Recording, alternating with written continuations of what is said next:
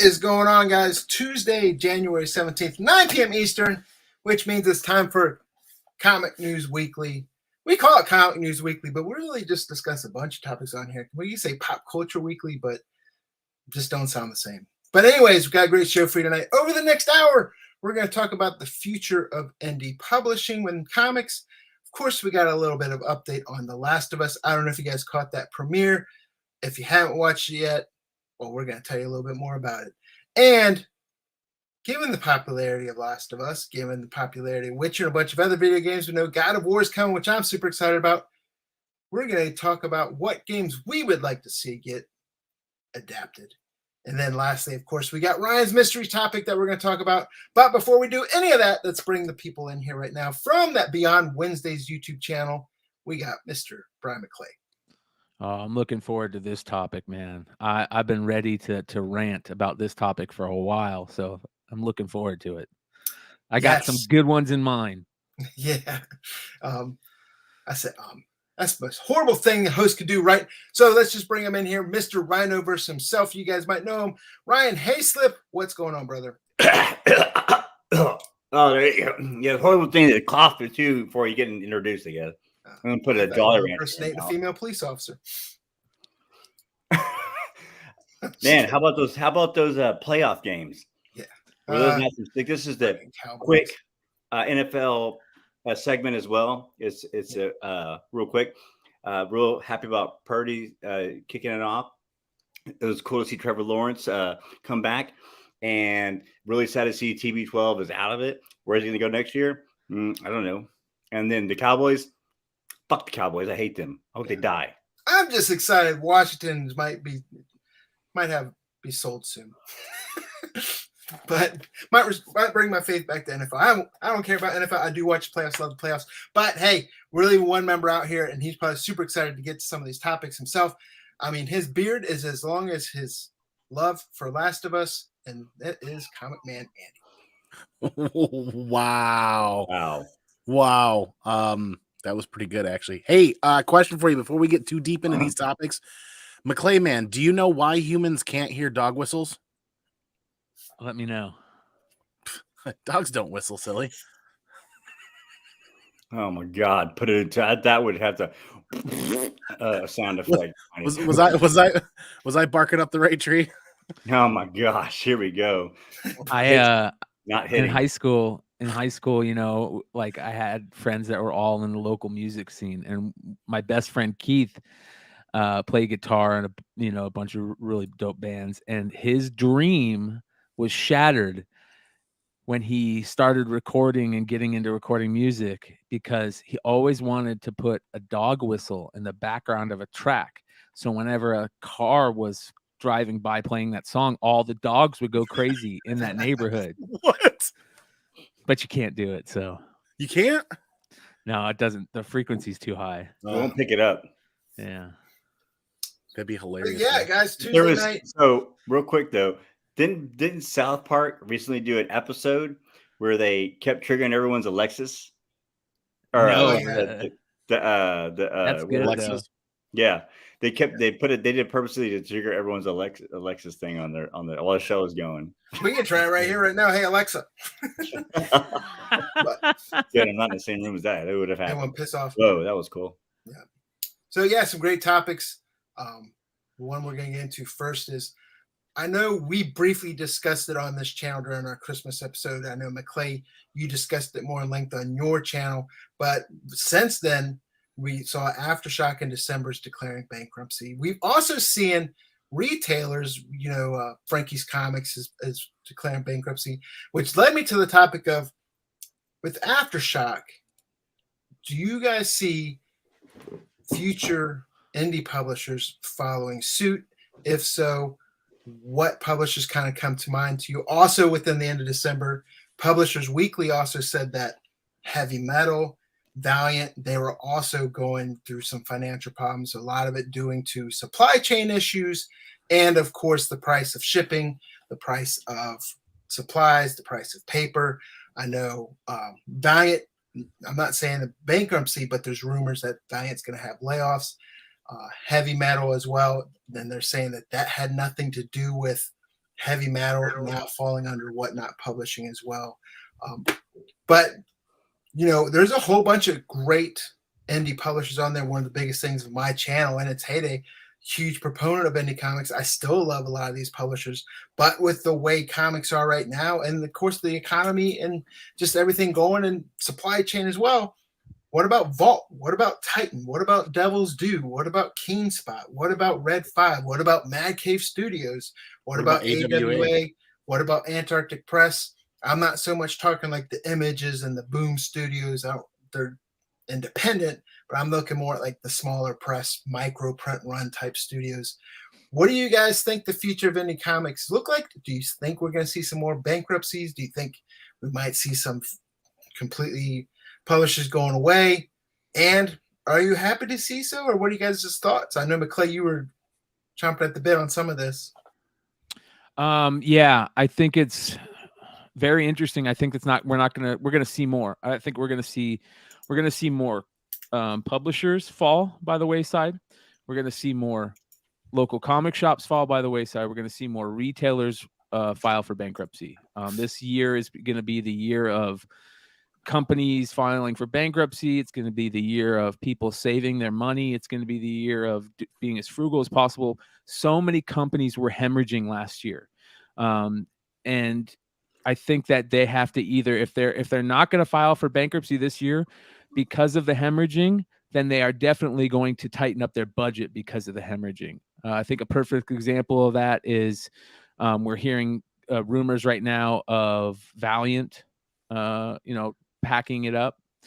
A lot of these independent publishers, they got a lot of money in PPP loans that got forgiven. I imagine information like that's going to start coming out on top of whatever other loans they had. A lot of people were living by the next day's profits that week, that type of thing. A lot of publishers and stuff, and they were given a lot of outs because of what was going on. That's all gone. They're going to have to start having like not so much foil cover, but eggshell covers. Those are going to be super collectible. Well, let's throw that on top of it, because let's be honest. So you have the money issues. You have the exclusive game is going this year. It's going to either be dead or dying, right? That has done nothing but hurt the industry. Absolutely hurt the industry.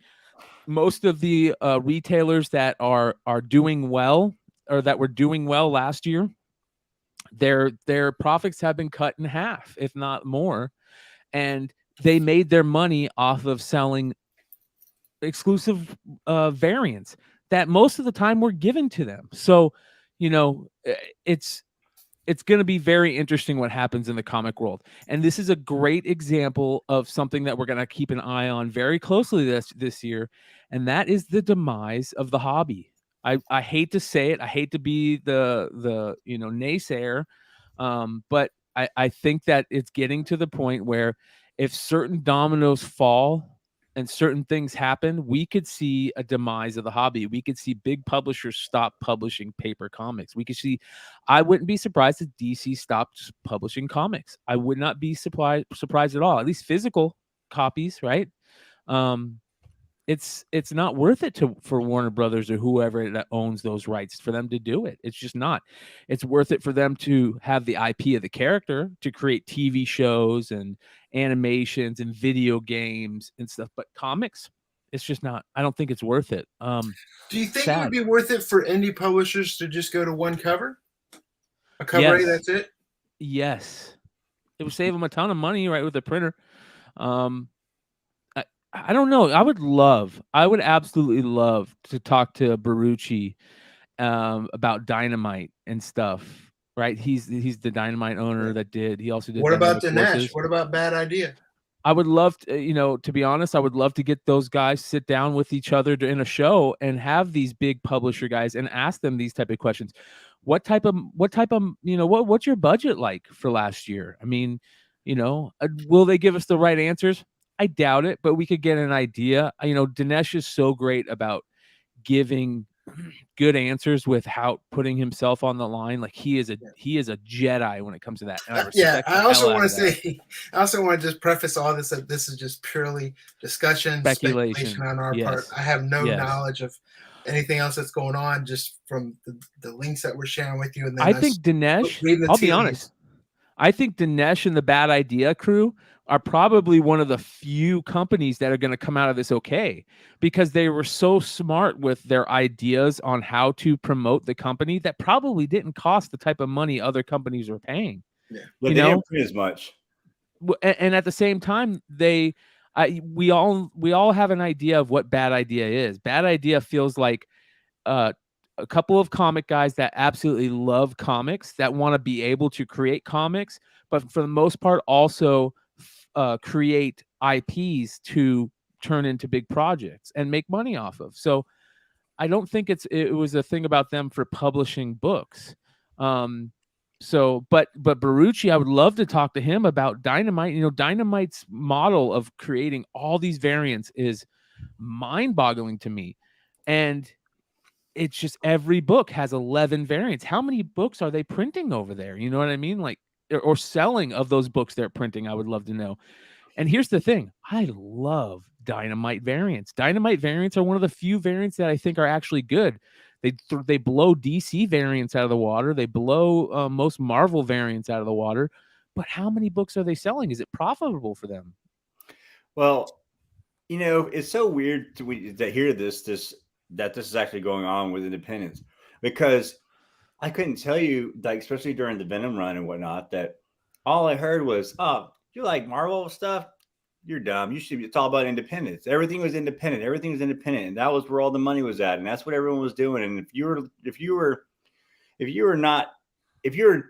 like some of your main, if you're collecting some of the main things from Marvel, or whatever, you only got made fun of almost, because you're not into indie comics, because as though that, you know, the cool kids were all doing the indie comics. But then, so it trips me out that now they're having all these problems when they were doing so good, and they were the hot cool thing. And I know how to do a lot with variants, because like you said, everyone was doing variants, and maybe that was Marvel's game. Like, well, if you want to do variants, you can play the game because we got more money, more capital at the back end, and we can outlast you, you know, doing that. But it trips me out to see that, like that independent comics, because I started just recently getting into more independent comics, looking for some new things to read, and now it's like there's less of them out there. That kind of trips me out, and also shows that Image did something right, coming from an independent world to where they're at now. They're doing something right. Yeah, and like I said, we don't know for sure, but I mean, just looking at the trends and the way the market's been going, and it's, you bring up some great points, but it's also to look at from a collector or reader perspective, which is what you tend to be. But then there's also, within the world that we live in, and YouTube and comics in general, you also have the speculation side, where you get quick spikes in speculation, but everyone knows within any comics specifically, it's a short window for speculation within comic books. Majority of the time, it's like a sparkler, man. It lights up quick and then fizzles out. But yeah, I'm still a huge fan of. I still prefer indies to the big two. I have my favorites that I read in the big two, but I do like indie comics. I love horror comics. I love anthology comics. That seems to be a hot trend recently, from a reader point of view. But huge, and I love some of the people. I've been fortunate enough to have some of the people from these indie publishers on this channel, from the Wassel brothers from Vault, you know, and then talking to Mad Cave, you know, great people behind some of these companies, and I hope that they make it through it, because the ones that I love the best are the ones that have that true passion for comics, and they followed a dream. So I just hope that they make it on the other side as well. But what do you think, El Beardo? You've been quiet. There's a phrase that comes to mind, or a saying that comes to mind, and I'm probably going to butcher this, so you guys can berate me in the comments. I don't care. Difficult times breed hard men. Hard men breed easy times. Easy times breed soft men. Soft men breed hard times. Kind of a cyclic cyclic scenario where, you know, you look at like there once was a man from Nantucket. you know what I'm getting at, right? Yeah. Like look back at the 30s, 40s, 50s, and 60s leading up into 70s, 80s, and 90s and look at that, right? I've got a feeling that some of these indie publishers, we probably should give a little bit more credit because they've lived difficult times. They've lived through the attrition, they've built their fan base and their subscription base. People that are reading their books and picking them up are buying them simply because they like that brand, they like that image. But then you look at Boom. I would be worried about Boom. I would be worried about Boom in the big giant variant game. How much of their business has come from the explosion of variants over the last 2 or 3 years? So there's this middle ground of like Images out of the indie era. They're one of the big three now. They've got a plan. They've got capital. They've got something, maybe a nest egg or something to live through a scenario like this or get on the other side of this. But then you look at that middle level of publishers, AWA, or that middle to lower end. There are a lot of them in there that have lived through attrition. They've built skeleton crews. They didn't hire a gazillion people over the last 2 years because they weren't exponentially expanding. They were maintaining their market share and attempting to gain some market share without too much overhead or capital. So I get the feeling that some indies are going to do well, and I'm with Nor and Rad. People are burned out by superheroes. And a comment that McClay made a little bit ago: does DC stop printing books? Holy shit. That's becoming more of a relevant question to ask, because for many years, the comic book community and a lot of us sitting here on channels and shows discussing it had talked about DC being supported by Movie Spec, by some of the movies that they were doing, by something. There is a big fan base. There is a big reader following. I'm sure there's a lot of people that would be really angry if they stopped producing comics, but I wouldn't put it past Warner Brothers to stop doing it and go straight digital and be one of the first ones to try it.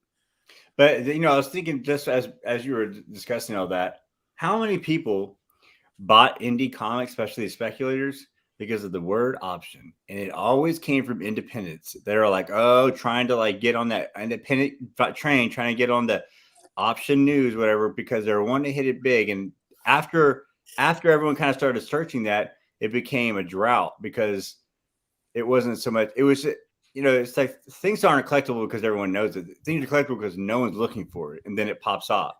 Yeah. Well, it's just like The Boy Who Cried Wolf. The word option does not get the attraction or the attention that it did. Shit, you can even say the same for stuff that actually got made with, and then it's not just indies, but there's there's more stuff that got made and got adapted that turned to crap comic book wise than actually held value. But yeah, but like there was so much stuff that came from the indie world that was quote unquote optioned, or was going to be optioned, or was looking to be optioned, or had the option, but it was going to come out and wasn't going to come out. That a lot of people bought it though. I would be how much of like anything with Mark Millar behind it.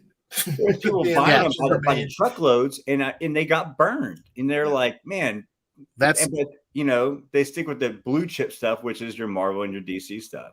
That's simply skating where the puck is going to be. A lot of people in the collecting community are reactive and not proactive.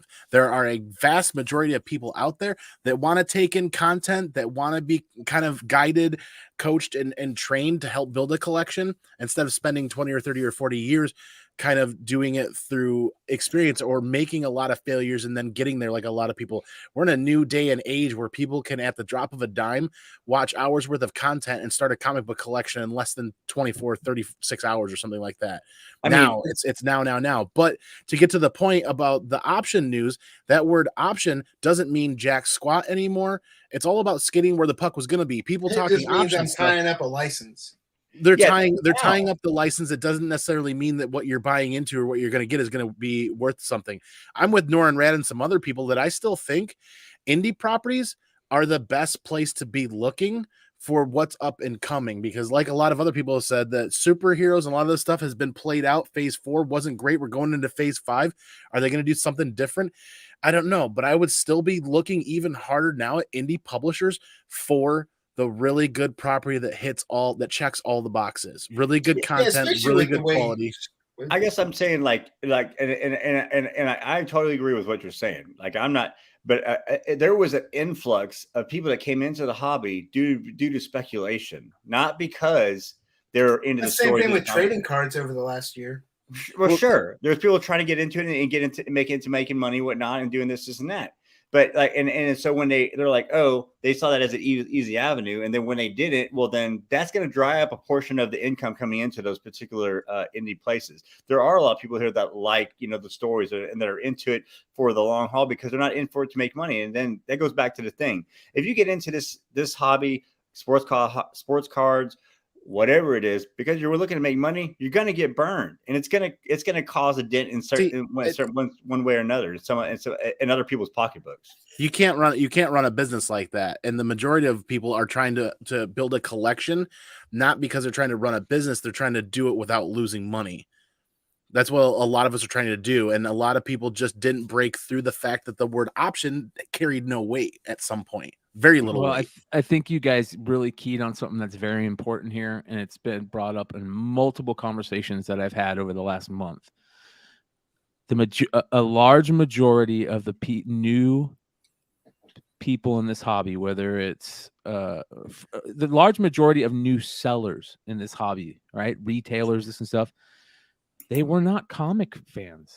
They didn't read comics. They didn't grow up reading comics. They didn't grow up in this. They may have saw a couple movies and started collecting Wolverine pops or something, but they don't know that X-Force, Annual 14 or whatever, X-Men Annual 14 is the real first appearance of Gambit. They don't know that how important Alan Moore was to Swamp Thing. They don't know like these things that. And I'm not trying to be a gatekeeper. Yeah, I'm not trying to say let's be a gatekeeper and not let these people be part of it. But I am saying that also means that for the most part, they are here to make money. And in the business world, there's something about the business world that is very tough to understand. And I still don't understand. I don't think I ever will. In the business world, it's not about your morals. It's not about doing the right thing. It's about making sure your business stays alive, right? When you go bankrupt, what do people say? Oh, that's a good business move. Yeah, but you're going to screw over a bunch of people that you owe money to, but it's a good business move. It's like that. And we have to remember that. And that could be a big problem going in the future, especially this year. Well, so to that point, I'm in a business as a financial planner, advisor, whatever. There's two ways of doing business. You can do it for what's in it for you, but you also could build your business on how to help and service others. And I'm a firm believer that I don't even pay attention about what I'm going to get, because I know in the long run, if I take care of everyone else in the long run, my future is golden because I took care of it. And you build a name, you build a quality, and there's something about your name being good versus your name being profitable. You can you can survive both ways, but you have to do it the right way. And sometimes the more way, the better moralic way, I guess, whatever you want to say, it's harder and it's a longer haul, but in the long run, it's so much more solid. It might have been like some silly Instagram ad or something, but it was a great comment that is 100% true in my mind. And that is, there's two things that are the most important part about living a long life, right?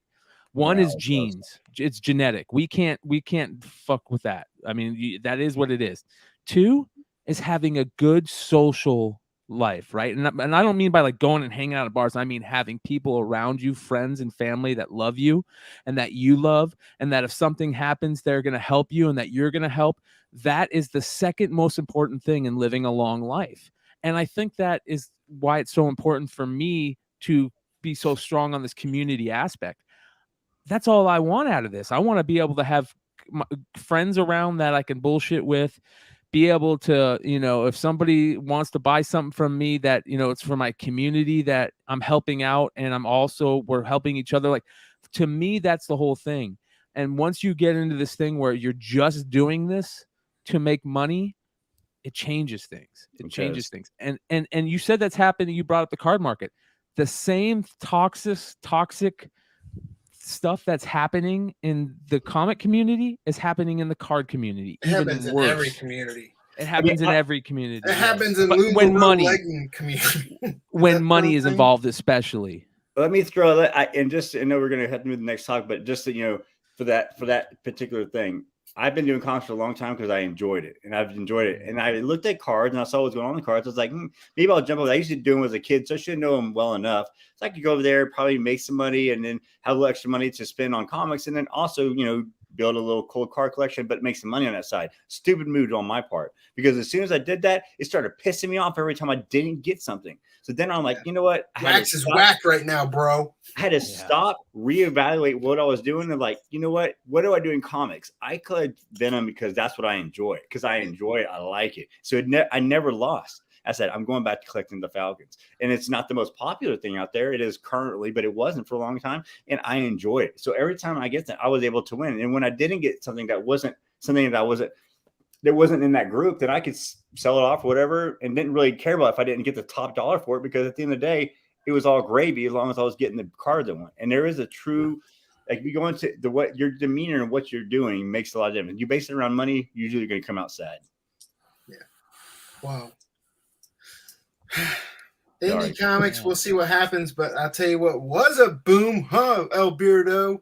Speaking of indie comics, this is a good segue over here, because I saw a lot of comments in the chat tonight talking about how indie stuff isn't doing great, or option news that nothing's been really great. Well, I'll tell you what, Dark Horse, a la Last of Us, we've got a pretty big story, because this doesn't happen super often that I can think of, less than 5 times on my own hand. HBO Max crashes for users during the Last of Us premiere. HBO Max is experiencing problems following the premiere of Last of Us as of January 15th. Last of Us is the first big show to premiere in 2023 and will possibly be one of the biggest shows of the year. It's based on one of the most critically acclaimed and commercially successful PlayStation franchises of all time. And the only other shows that I can think of that have had a similar thing happen on HBO has been Game of Thrones, and I think House of Dragons, maybe. Yeah. That's just because they got bad IT, man. Is it? I mean, let's hash this out a little bit. Now, I've been a proponent of the Last of Us video games and the comic book series for several years now. In fact, Brian, I actually looked back at our chats, and when I first picked up my first graded copy, I want to give a huge shout out to I think it was Cosmic One or Three Rivers in the chat, stating that graded comic books, you can't enjoy the content. I'll buy graded comic books, and I'll buy the raw copy. I'll enjoy the content just as much as I will the graded copy. That's just how I collect my way. Don't roll it, Joel. There. I looked back, man. It was a little over. Grade the floppies, buy the trades, bro. Or read digitally. There are plenty of options to enjoy the content, and I can enjoy the graded book as well. But it was just over 2 years ago, Brian, that you and I were having a personal conversation, and I was asking for some advice about not really investing, so to speak, in a graded copy of The Last of Us, but like how much I love the property, how much I love the game, and is what this price too much? Like, I was asking for some guidance from you based on your experience with indies. I'm like, how much is too much? This could fall flat on its face. We saw The Last of Us movie discussion and possible option fall and crumble to pieces, which is why that book turned into a bit of a dip, which is where I found myself 2 years ago, was the property was kind of in a dip. But now they come back with the streaming show. They get Craig Mazin, Neil Druckmann on there, and it's absolutely mind-blowing how well this premiere episode is done, to the point where it even crashed HBO. I haven't seen it yet. I want to see this thing. I really want to play the game. You haven't played the game yet? There's only 3 different copies you can get. On top of it, if you haven't, and you're a PlayStation Plus member, Sony put like the first 2 hours of the completely rebuilt Last of Us out there for free. So I was another guy that was Mark from a buddy of mine said he was talking about it. He said, yeah, I got to play this game first. And I was like, God dang, I got to play a game too before I start getting into this thing. No, watch the show before you play the game, because you play the game, you're going to know what happens in the show. I think they did a good enough job making things slightly different, yet staying true to the heart of the story. And I think they did a masterful job putting it on screen. I went into a great detail with a couple of friends, Double O and Jackson from Border Annoy podcast, last night on my channel for our review and our reactions of episode 1. And I tell you what, in that review, I stopped on one screen. I said, my heart started racing from this point all the way through this point, as much and more as when I played the video game. So no spoilers for Mitch Knight. He's literally in the middle of it, but we're scrolling right down here, looking at other people's reactions. Solo issues are hard to find, Cosmic One. So I can remember where I saw it. It was maybe IGN, or there was a graphic that it was 4.7 million viewers that tuned into the premiere, which to me is kind of a lot, but also tells me that HBO Max got shit for load balancing on their system. Is it because everyone remembers it from the game, or was it like why was it such a popular tune-in? Is it from the Marketing. game, you think? Yeah, I mean, I'll tell you what, being Warner Brothers, if you watch TNT or TBS, when I was on leave over Christmas, I ain't gonna lie, my fat ass sat there and watched Friends back to back to back after this game, sitting my fat ass on the couch, and every commercial break there was a commercial for Last of Us, HBO Max. I mean, it was just nonstop because Warner Brothers, TNT, they're just, it's their money, their channel, they own it, so they just kept running ads. And not only that, word of mouth, Last of Us, Uncharted, Naughty Dog games, it's just they have great IP, and it just fits it perfectly. We've been talking about it. I don't mind continuing to talk about it because it's a theme that we've had in this series of shows, where from when it was announced to when it was being built, you saw the enthusiasm from Alberto. I kind of played it down sometimes, just try to push his buttons. But yeah, I don't think anyone that has watched that premiere says that it was bad or anything like that. Everyone loves it. I loved it. There is a part of me that's kind of over post-apocalyptic shows, but at the same time, having played the games, knowing what you're getting, and the great storytelling, and I just love the theme music and the credits music because it's got the soundtrack that I love in it so much from the game. But I mean, shit, Pedro Pascal, sorry, Pablo. Well, I'll tell you why I said that in a minute. He can just write his own check right now, but my favorite series is still Narcos. Yep, I enjoy that one as well. Pedro Pascal is quickly becoming one of the highest paid television actors now to date. I think for Last of Us, he's getting around $600,000 per episode for Last of Us. Yeah, I love how he didn't age at all over 20 years. No, he's looking pretty rough, but I gotta admit, marketing. Who is that? It's marketing, like McClay had mentioned earlier. It's all about the marketing. Now, Joel down here with a Mitch with a really good comment had no mention that it's a video game. He literally had no clue. They just did viral marketing, and a lot of us that were not true. That's not the correct way of saying it. A lot of us that were long-term or long-time fans of the video games were shocked of some of the clips that they were showing. We thought that they were kind of going to steal and pull away from the terror and fear that they were going to derive in the show. We're like, you guys are showing some stuff that we didn't feel like how much you're not really going to surprise people. You're showing things up front. And what it did is it made it go viral. It made people talk about it more. There's a bunch of pictures out there where they take scenes from the show, scenes from the game, and how true to the adaptation it was. And then I saw another one that, I don't know, out of context or whatever, but I was streaming through my Facebook feed, and they took shots from, as I blur out, but they took shots from the premiere episode, the pilot episode, and then they took shots from Schindler's List and how close they were. But yeah, if you guys haven't watched it, definitely recommend. Don't want to give too many spoilers. If you played the game, there's going to be spoilers that you're aware of.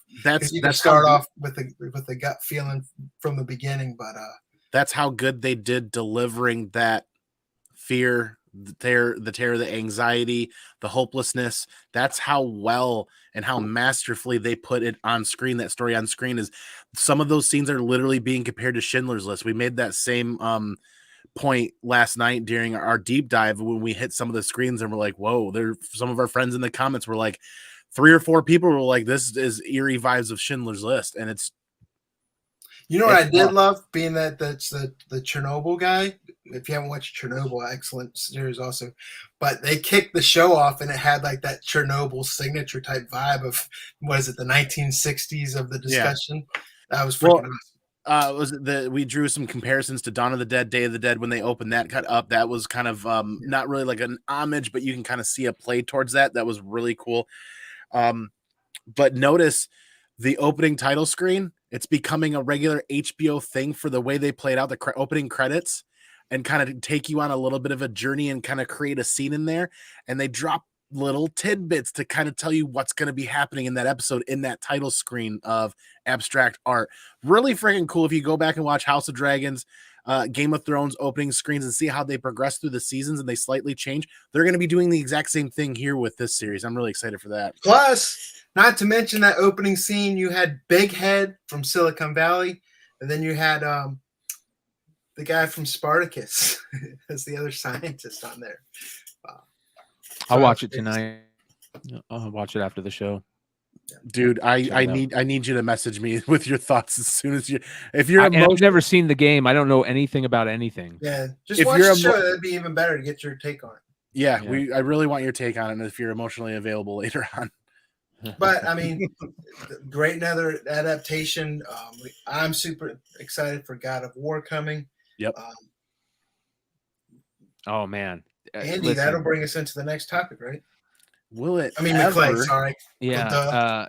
Well, listen, there are some great games that have been turned into good properties, and I've seen a lot of people on social media in the last couple of days say that The Last of Us break the curse of good movies from games and this and that. And I think that there has been good movies from games in the past. You know, we've talked about some of them here and there, but what are some good movies that can come from games in the future? And I have a couple weird takes on this. For me, there is one franchise that is at the top of the list that deserves something ASAP. Dead Space? And that is Legend of Zelda. Oh, Legend of Zelda needs to be on my list. Yeah, I just shared something with you, Andy. The Legend of Zelda needs to be made into a TV show or a game or something. And this just came out a couple of weeks ago. Exclusive Legend of Zelda movie in development from Illumination. It says Mario Illumination also. Yes, exactly. And they're talking about it being animated, and I got no problem with that. I have no problem with that at all. So animation might be cool. But it says here that the greatest hero of Hyrule is finally on his way to the big screen. Our trusted and proven sources tell us Illumination, the same studio behind the Despicable Me franchise and the upcoming Super Mario Bros. Movie, is developing an animated Legend of Zelda movie. Assuming it eventually makes it to the big screen, it'll be the first film adaptation of the franchise. So that to me is number one. We all grew up playing Zelda. I think once they started getting into like Majora's Mask, Ocarina of Time, Wind Waker, like these much grander, bigger stories, really made it like to the point where you're saying to yourself, like, they could easily turn this into a franchise, especially with the way fantasy's doing right now, right? Yeah. In Game of Thrones, you got the Tolkien verse going on. Yes. I was thinking the same thing. One of the top of mind on my list, someone just put in the chat, was BioShock, but also given the popularity with, I love me some Yellowstone and Taylor Sheridan universe right now, but Red Dead Redemption kind of falls into that trend. Well, my second is pretty interesting, and you guys all know I've talked about it many times. My favorite video game forever was The Legend of Zelda: A Link to the Past from Super Nintendo. I felt like there was never going to be a video game that would ever beat that in terms of video game quality for me. Like how good the game was, the story was, the graphics and everything. Like that game is just beautiful. But I got brought into a world of Warcraft. And they made that movie already. It sucked. Hold on. Andy, change it to Sideways. Yeah. All right. So for those of you guys that don't know about World of Warcraft, they did make it into a movie, and the movie was good, but they messed up. They shouldn't have told the tale that they told. They should tell this tale. And I hope we don't get hit for a thing on this, Brian, but I got to play this, man, because you're good. To me, This, and remember, this came out long before Game of Thrones. This game came out in 2010. This is the Wrath of the Lich King expansion. It is one of the greatest lore storylines in any video game. And they upgraded this trailer a little bit this last year because they re-put it out in Classic. But this game came out in 2010, and I just got to show you the trailer and how amazing it is. So here we go. This is like beyond, this is next level type shit to me.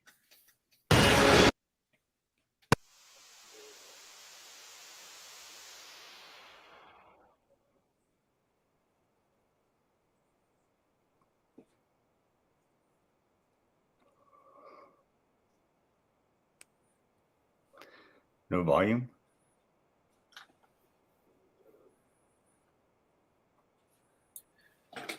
In a world where Lich Kings run rampant. In a world where ribbed is their pleasure. How long had World of Warcraft been out, Brian, since when this expansion dropped? Dude, it's amazing, dude.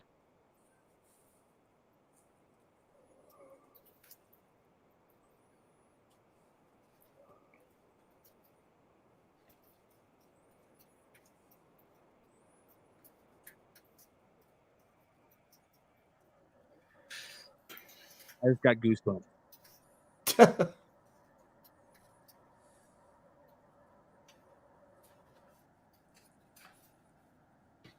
Now, playing it without the sound, that doesn't affect anything. I guess you don't get. It might. If it does, whatever. Sorry. Are you guys getting? You're not getting the sound? No. StreamYard did an update. The audience should still be hearing something, but us in the chat haven't been able to hear very well. It's a StreamYard glitch. Oh, no volume, they're saying. That's a bummer. Well, this shit is it was the short one, so you guys didn't get to see it, so I'll hide it. But the storyline is basically this: a prince that started off the World of Warcraft tale goes to the dark side, and he gets taken over by this demon, and he goes and kills his own father and takes over the world, and he turns into this crazy king. And it's like they ripped it off straight, like Game of Thrones ripped it off straight from World of Warcraft. It is such a great story and storyline and everything. They've had like 5 or 6 different expansions since then.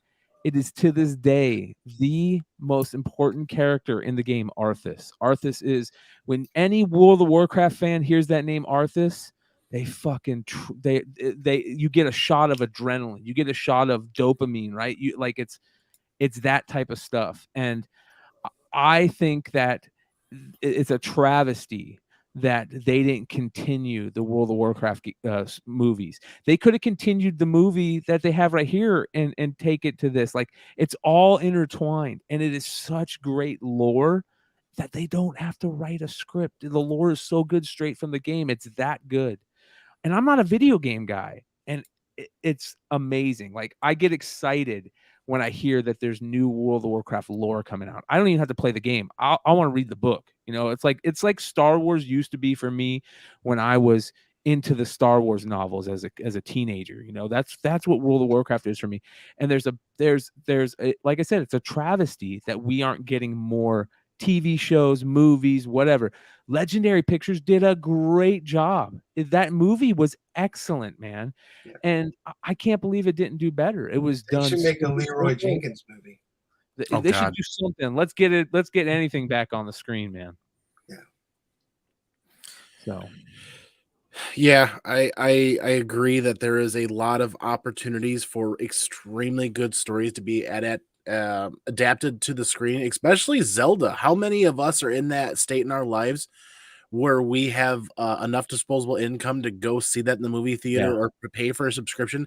And then those of us that have children, bring them along and introduce them to what we grew up falling in love with fantasy wise and story wise, and kind of help carry that candle forward a little bit. Yeah. Yep. I agree. I love was it Free Guy was great, right? I wanted to see that one too. I didn't get to see it. I started watching. I didn't get to see all of it. And then what was the Adam Sandler one? Had Pac-Man and Centipede with that. Had Tyrion Lannister in it. I don't remember the title though. Pixels. So I forget what it was. Maybe. Pixelator. That was a great one as well. But yeah, Ryan, what do you got for us tonight? Yeah, this is a quick one. It's getting kind of late, so I have a quick hitter. Speaking of games and adaptations, I want to see what is your favorite upcoming video game? More or Diablo less, 4, easy. Diablo 4. Okay, well, thank you for being really quick. Comic Man Andy, do you have a favorite game coming up? Brian's not wrong. Diablo 4 does look amazing. I'm Ryan McClay, you're next. No. I'm really looking forward to announcements coming soon about more downloadable content for Horizon. Yes, mine's Spider-Man. Yeah. Horizon has been a fantastic franchise. They're talking about more downloadable content for that to expand on Forbidden West. And they're going to continue growing that. And also, hopefully, fingers crossed, we get some news in 2023 about Naughty Dog going full steam ahead for The Last of Us Part 3. No, Uncharted 12. No, you already had your say, so. No, that's cool. Do you watch any of the content on YouTube around like video games or anything like that? I used to watch straight video game trailer channels. And then I used to be so hyped up for E3, but now like each Nintendo, Sony, and they all kind of do their own thing now. E3's not. Well, they have their own releases. Like they have, what is it called? The different release conventions and whatnot, where they release all the data, all their information about what games they're releasing and different types of. I mean, have you seen the controller for PS5? The new controller they made. Yeah, but it doesn't. I can't even play with the. I only like playing with it's got extra buttons on it. You can't use the extra one. I'm not that much of a gamer into like replaceable buttons and all that stuff, but there is one game that's been out on the Switch that's coming to the PlayStation this coming Friday that if you guys watch Drunken Chat, my buddy Mighty Mel V and I are gonna probably play again, and that's Monster Hunter Rise. Did you just see it, Andy? Maybe. I don't know. I don't see a PlayStation branded version of it, but I do see controllers on here with a lot of extra buttons. It's got buttons like around the bend or something like that. Yeah. And yeah, I'm looking forward to. So I watch Foxy Games for like content around. He's more of a everyone picks their side. He's more of a PS5 pro, but he gets all the different games. But he's like more PS5. I'm just gonna play Roblox Obbies. What's that? I'm just gonna play Obbies in Roblox. I've been very close to getting this game that everyone's playing, Call of Duty, I think it is, or whatever, the new one that just kind of released. I know you laugh. I never play the shoot 'em up games. I did get was it Callisto Protocol? Kind of like I tried to message you. You're playing one of those games, but you don't want to message me back because you're. It's probably my kids. My kids have been on there playing. Plants vs. Zombies. Like talking all kinds of crap coming out. That was you. Kids, no wonder why. Do you guys hear an echo right now? No, I did hear an echo for a second. You don't hear an echo anymore? I do now. You do now? All right, hold on. No, I don't hear. But I am looking forward to Spider-Man one. Oh my gosh! Now I hear it. But I like hearing my own voice. I'll just keep talking. Damn it. The Spider-Man one looks pretty fun. I was looking. Clay pulled out like the Revenge of the Nerds Poindexter synthesizer on us. Is it still echoing, Mitch? No, we're good now. I'll echo. So there's a rumor that you get to play as Venom on the new Spider-Man game. So that's gonna be really cool. I recently picked up the Midnight Suns game and immediately returned it. Well, it's what do you call it? Turn-based. Yeah, whatever that means. It's like a role-playing game, but you play cards. Isn't it by was it Firaxis? What's that studio called? They make sure. Civilization. I heard the graphics were cool, but that I just can't get into where you don't actually play the character. You just kind of tell them what to do and they act it out. That seems kind of odd. I just never got. I mean, I'll play those games like on my phone, I can imagine using the power of a PS5 to do that when you can, at some point, you'll be able to play the actual characters. So that's going to be, and that the Wolverine game, I think, is being pushed back. I don't think it's going to come back out till next year. Best Marvel game is Ultimate Alliance. There was also a DC game that came out that was really cool. Fallen Order. I just got that. Gotham Knights. I haven't played through it yet. In fact, I was waiting for football season to end to get back into that, because during the football season, I played through seasons of Falcons. So I actually just started playing Fallen Order as well, because Brian's right. It hit PS Plus, so I get to play it for free leading into Jedi Survivor, which is awesome. My son loves watching Jedi Fallen Order on TV. my littlest one will watch the someone gets they got the Spider-Man and like movie parts, whatever, and meshed them all together to make a story out of it, which is pretty cool. And so he watches those off YouTube. But I am going to get that Last of Us game. That's probably the next thing I'm going to start diving into. Look at Norin Rad there. Yeah, we talked about that the other day. Yeah, when he facing like, you still hearing echo? No. Okay. Let me know if people in the crowd hear an echo. No echo, bro. No echo. So does that mean take a time? We're hitting that hour mark. You guys want a new comic book day tomorrow? Hell yeah! Sorry, I got it all set up. Yeah. Oh, I could sit there and talk video games with you all night. For hours. Yeah, well then, just prepare it. Also, next week's thing will be I guess, or whatever. Good, that's fun. No echo, bro. A lot of interesting stuff came out this week.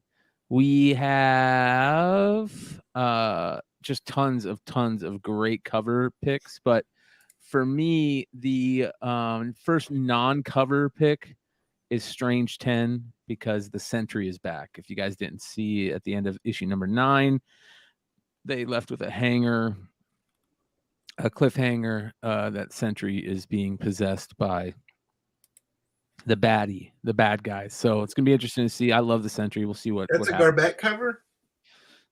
That is. Gotcha. And this is a pretty nice cover right there. The Marvel Duel. Is that like Raza or Natisse Games, I guess? Oh yeah, he's doing I think that's like the theme, the Marvel theme this month, right? Is the Natisse. Yeah. So that's a pretty book, right? Pretty cover right there. It's really good. So, but this cover, the A cover is really nice. It's not bad. Not bad at all. Looks good. So that to me is like the main storybook of the week. This is a nice, I'm sure Ryan, you saw this, the Venom. Yeah, buddy. 1 in 25. Yeah. Beautiful. Gorgeous cover. Yeah, I'm excited about that. I hope that I gotta see what my day looks like. I hope I get there early enough to get it. Yeah. There was a couple other ones. This is another good story pick. The DC Universe Lazarus Planet #1. That one's actually sold out at a few places online too. Yeah, as you can see, the energy suit Superman's coming back. This Jen Bartel cover B is pretty nice. Look at that. Beautiful. Oh. This is a Nathan Zerdy cardstock variant. It's okay. It's nothing special, but that Jen Bartel is beautiful. I like the Bartel, but it reminds me of like the X-Men Red or yeah. Some of the other covers she's done. This is really nice Nakayama right here. This is Invincible Iron Man #2, the demonized variant, and man, that's sick, dude. Yeah. That's really good. Talking about World of Warcraft, it kind of reminds me of World of Warcraft and the old gods of World of Warcraft and N'Zoth. That's what those eyeballs look like. They're straight out of World of Warcraft. So that's pretty cool. I've talked about Knights of the Dinner Table a lot on my shows on Beyond Wednesdays, just because it's a nice find. Almost 10 book, tough to get. Very big fan base, but it's an independent book, and they got their 300th issue coming out. So that's pretty cool. This Mighty Morphin Power Rangers #104 is just the A cover, and it is beautiful. I like that, and I like the Ranger Slayer cover. Yeah, the Ranger Slayer cover. Yeah, I mean it's action figure, but I always like Ranger Slayer. Yeah, that's a good one right there, dude. That is beautiful. Great character. The Nightwing 100 cover. That is the cover G, the Redondo acetate variant. Here we go. Yeah. Like I said, as soon as we saw those acetate variants coming out, I said the major publishers are going to start doing this on themselves because acetate covers look great and you could do this type of cool stuff with it. And, they did it back in the early 2000s, late 90s pretty heavily. And I'm glad that they were going to see it back. So this is a beautiful acetate cover for Nightwing 100. That's so when you pulled Venom. That's the acetate cover? Yeah. This is an acetate cover right here. So this right here is my pick of the week. This is Batman Superman World's Finest number 11, the Jack White variant. Oh, yeah. Of the White Stripes. Big, huge comic fan. Yeah, Young Animal. Yep. Buyer of multiple foreign keys from our boy International Comics. So he bought International Comics Superman Action number 1 page from that Spanish book. He also bought International Comics book, the First Justice League. So yeah, that's the book right there. That's my pick of the week. And then next we have Black Adam. So this has a pretty cool Bolt. They're calling him Bolt now cover, but that's not the cover to me. Oh, I thought that was Ezra Miller. This is the cover right here. Look at that. That's cool. That's beautiful. Deadly Neighborhood Spider-Man number 4. There's no really good cover. It's only one cover, but did you know it was written by Taboo? Look at that. Wow. What was that hip hop band that he was in with Will.i.am and all those guys? Black Eyed Peas. Black Eyed Peas, yeah. He's a hip hop artist in the Black Eyed Peas. So there you go. There's that. Deadpool number 3, the Jean Jiang variant is badass. Is that a Marvel variant or is that an exclusive or? Don't know. It just says Jean Jiang variant. There is a version variant, so it could be an exclusive for Jean Jiang. I love Jiang's art, man. I love Opus. Rockstar Monsters covers, and they're doing another one. This is Eternal Descent number 3 from Opus. A lot of those multiple covers for that. A lot of them are sold out online. Yep. So this is a great cover for Eternal Descent number 3. And finally, Avengers Forever number 13, the demonized variant from Scon.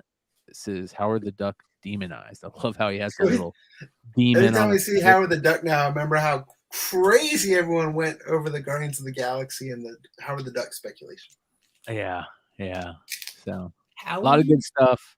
You guys got anything else that I didn't talk about that you're looking at? Go on, Andy. I know you got some Jedis and some Star Wars and for the first time in well over a year, if not longer, my pull list is 100% absent of ratio variants and books priced above cover price. I have 9 books to pick up tomorrow, and 4 of them are cover price variants. So I'm really excited to just have a couple of fun reads.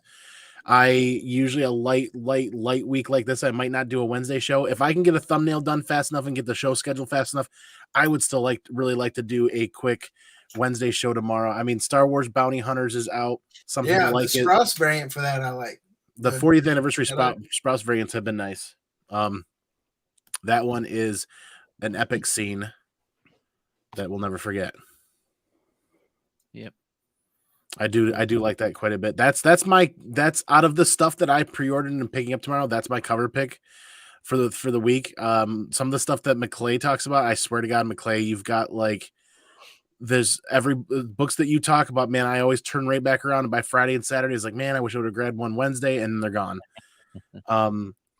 Star Wars Bounty Hunters, love it or hate it, it's a Star Wars read, and I can never get enough Star Wars. Star Wars Han Solo and Chewbacca, issue 9. I think fewer and fewer people have been following this, so I think still staying on that Star Wars train of picking up all covers, all variants. is smart for my collection and what I want to do as a collector for Star Wars. But beyond that, it's just House of Slaughter cover A, TMNT ongoing, and Walking Dead. Yeah, for me. I haven't been reading it, but for a cover pick, did you show there's an Alien cover? No, I didn't see the Alien. Yeah, the one with where it's the bones. It looks like it's the bones. Yeah, the red background. Yeah. Oh, cool. Alien. It looks like the Brood. Yeah. Doesn't this look like the Brood? Like, why haven't they tied aliens? Why haven't they tied aliens into the Brood yet? They're both on Marvel. That's a killer pick. Is that acetate too, or no? You don't know. I don't think Marvel's doing any acetates right now. They're doing Venom either. Oh, they're doing with Venom. That's what Big Clay said. I thought Venom's not an acetate. No, Nightwing. Just Nightwing. Acetate. Sorry, my bad. If you haven't been reading this run of Alien, man, it's a good read. It's interesting for sure. I've not been. Game over, man. I look forward to it. Like, I'm always like, man, when's that thing coming out? Yeah, that's a good cover right there. I'll definitely be picking that up. That's not a ratio, is it? No, I think it's regular price. Sick, awesome. So that's all I really had as well. Some great books. That's just gonna leave us with one more thing. Go.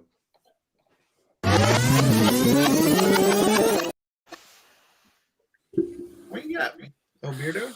Oh, my one more thing this week. I gotta think about it really quick. Oh my god, the year of 2023 is the year of the comic community, and once again, I'll continue preaching it all day, every day. Giving back to the comic book community and being a part of this is an amazing thing that I never want to downplay at all. So for every CGC unboxing that I do live on my channel, I'm giving away a graded book, and we had a blast last Saturday with that.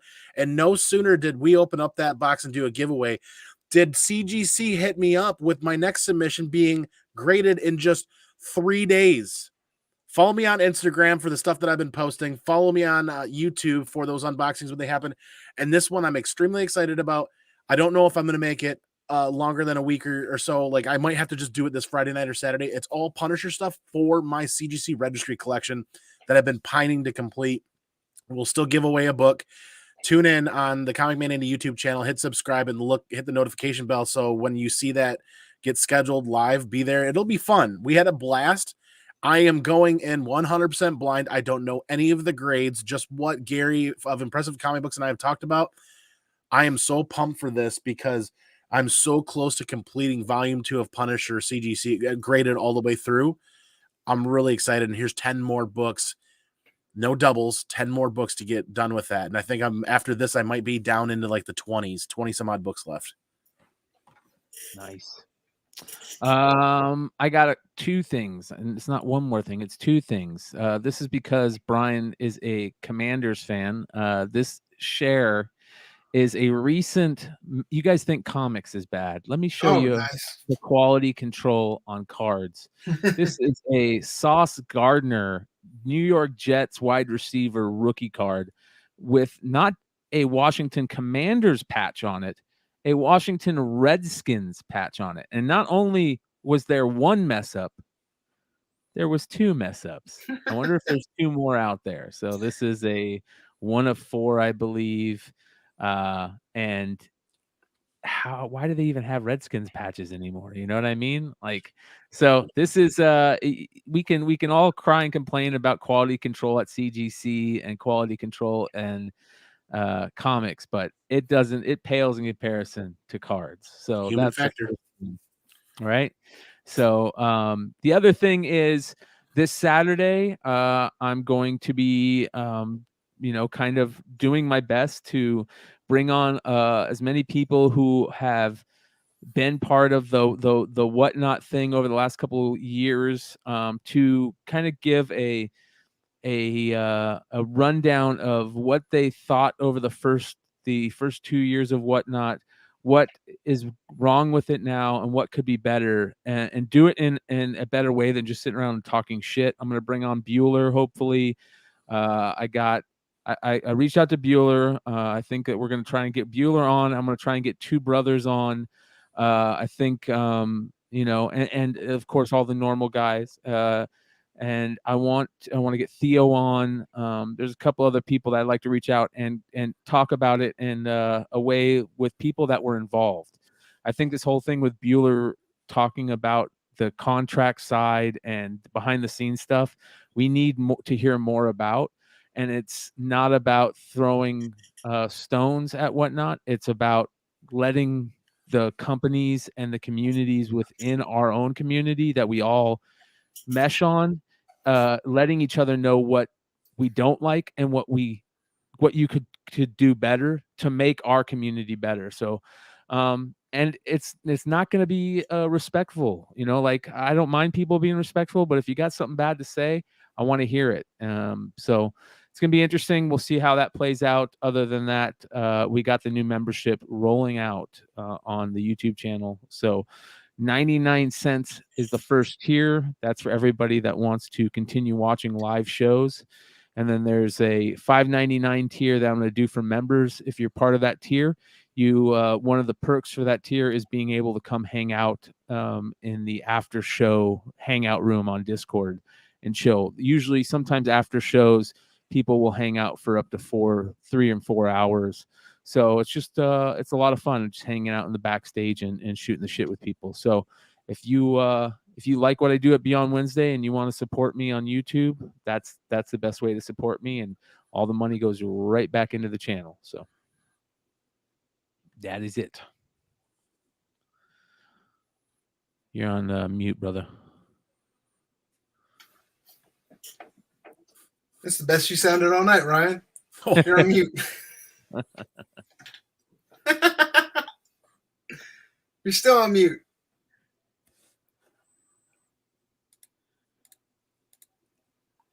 You're on mute still. You're on mute still. You can't figure it out. There no, you're not. There. That was practice. So I want to say what's up. I guess there's some monetary donations there. I'm sure everyone will say thanks for that. That helps out the channel, like they said. We don't receive any of that, but that's just awesome to show your generosity like that. And you know, to Clay's point, they're doing a monetary thing, and that's because, like, you know, I asked the question, why would you want to do that? And it's because of what YouTube is kind of enforcing folks to do. And they had the YouTube up to this point was a wild, wild west. Well, there's like everything else, they're putting restrictions and regulations and all this jazz on it. And one of the ways that he can keep it the way it's going is by doing the subscription thing. And I just wanted to bring that up because I know originally when I heard that, I was like, man, that sucks. Why are you going to start charging for that? And then when it was explained what was going on, I completely understand. I'm 100% behind it. And like, if you think about a $20 donation that was given by Cantankerous there, first off, thanks. That's awesome. That would pay for almost 2 years of a subscription. And it goes a long way. It doesn't go to the people. It goes to be able to keep the things open. And if you know McClay, he's all about bringing what's real, the truth. He doesn't really sugarcoat nothing like that. He's not trying to be kind of whatever. So I just want to kind of double back on that because I think that, you know, you see a lot of that nowadays going on, and everyone thinks they can do better than what we did in the past. And I think sometimes in the past, if you look at how things were handled when you were a kid and your parents were running things, sometimes their ideas are still relevant to today. You know, hang out with your family, take time with your family, and learn from things in the past. And you don't always have a better idea. You can learn from things from the past. I don't know why I thought that. Well, I think I thank you for bringing that up because that's exactly it. People don't realize this, but YouTube has become the best way to put it is I call it the pussification of America. You know, and I get it. They have advertisements and they have this and that, but you know, they're out of the last 9 videos that I've released on my channel, 2 of them are monetized. Is it like that? Was it Kappa crap again? Yeah. Well, not only that, YouTube just released that the thing with cuss words. They do not like cussing. They basically said that for now on, if you cuss within the first 15 minutes of the show, it's automatically demonetized. Their bots are going to start picking up on that. If it's excessive cussing throughout the show, you'll be demonetized. And that all has to do with advertisements, right? So because there's advertisements coming through there, and that means that, you know, advertisements won't want to deal with you if you're cussing and this and that. Well, if the advertisements aren't there, then there's no problem. And when you have a membership service, they don't put advertisements there for members. Okay, so hopefully the demonetization, the copyright strikes, the infringement strikes, the quote unquote fake harassment and bullying strikes, all those will end, right? Because one, there won't be as many advertisements for live shows, and that doesn't mean that you're not going to be able to see the content. You just won't be able to watch it live. I'm going to be putting out clips of every segment, but in order to put those clips out, I have to edit those clips and take out all the things that break the TOS. I have to edit all that out. And that's the only way that you can put those things out anymore on YouTube, or you face the problem of getting demonetized and ultimately kicked off YouTube. And I don't want that. I think that we built a pretty damn good community. So thank you. Appreciate that, Ryan. Yeah. My one more thing is probably one of the hardest things I've done in a long, long while. January 31st, 2 weeks from tonight, is going to be the last show on this channel. It's been a decision that's been hard to come up with. If I'm being honest with myself, I've been doing CPR on this channel for probably a year and a half. I appreciate the community. I appreciate everyone I've gotten to know. And I appreciate the supporters. I may just go show you, I appreciate the super chats that are in here tonight. Definitely pay that forward. But yeah, January 31st, we're looking to probably move this show either over to Congman Andy or McClay's. That'll be up for discussion. But I just want to say I can't thank people enough, but being self-aware with my job, my time, my family, my kids, I haven't been able to put in the level of effort that I feel the viewers of this channel deserve. I mean, back a couple of years ago, this channel's been going for 5 years, 6 years. I can't even keep up. And I've enjoyed the journey, but I also think that it's time to know when I don't feel like I'm providing the value that I can provide or used to provide. And I just think it's time that we shuffle it over to Andy or to McClay, because I can't, to be honest, I just don't have the time to put in the effort as much as anymore. But so January 31st, most likely be the last one on this show. I'm not gonna take down the channel. Who knows, as I get time, put a video here or there. But if anyone does YouTube, man, and you're really at it, you guys know the level of work that goes into marketing yourself, Instagram, Facebook, and if you're doing Facebook ads, if you're doing all that, it's a chore. I won't say it's a chore, because when you're enjoying it, it's a lot of fun. But as that time goes on, it just starts to wear on you. And like I said, I've been doing CPR on the channel, and I feel like I've been dragging along. And the worst part is I really don't feel like I'm providing the value that I used to. I enjoyed it. I enjoyed this weekly show. But there's times where with my job that I have, that I'm not pulling my own weight. So I think I need to be self-aware and recognize that fact. So with that, sorry to end on a somber note. I'll be here and there. I'm sure I'll show up on McClay's channel. I'm sure I'll show up on Dan's channel. I'm gonna hold you to it. Yeah, your channel's not going anywhere. Yeah, the channel's not going down. It's just, and so who knows? And once, as I always have that creative where, like, oh, I want to do a video on that, but then I'm like, I don't never get the time to do it. Live stream, I love live streams because we get on and do talking heads, but there is still that creative stuff where I miss filming, editing, but then you always have it in your head of how you want to do it, and you never get to doing it. So it's fair to say that your channel's not going anywhere. Two, you're taking a kind of a break and kind of reevaluating, right? Yeah. And we want more Rooster. We want more Rooster. Yeah, I keep saying that. Even, you know what? Show up on Saturday night as Rooster. Yeah. I don't give a shit. Let's see. Tell Rooster. Let's give Rooster a call and tell him to come hang out Saturday night. So, and then most likely for Patreon supporters, I'll probably be bringing that down too. Because if I haven't been providing value on this channel, I definitely haven't been providing the value that I feel I owe to the Patreon supporters. So I just wanted to get that out there. Appreciate the support. Appreciate everyone.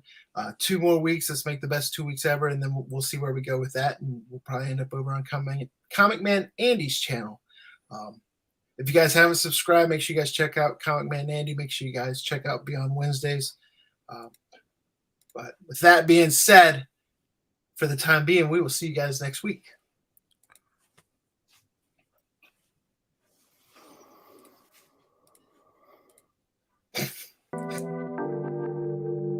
Look.